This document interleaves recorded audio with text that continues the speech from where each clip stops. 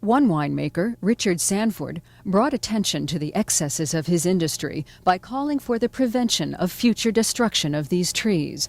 This helped result in a proposed bill to the California State Legislature to protect all California oak woodlands situated on private property. I see all too quickly a natural environment being destroyed at the will of man and for the development potential. And I think that we all have to live in better harmony with nature.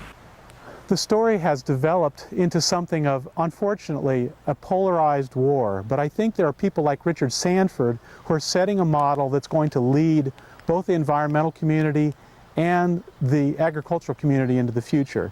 A ranch like his, where he's left the oak trees in, where he's farming organically, and he stood up and said to other vintners, you can raise grapes, you can leave your oak trees in and around the vineyards and still succeed.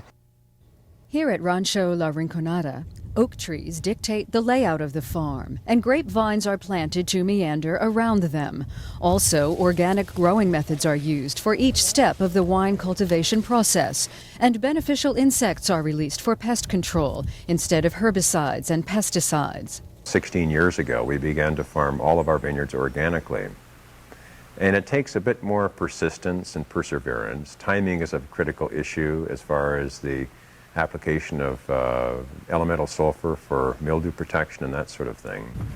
We use a French plow in the vineyard to eradicate the weeds under the vines rather than herbicides.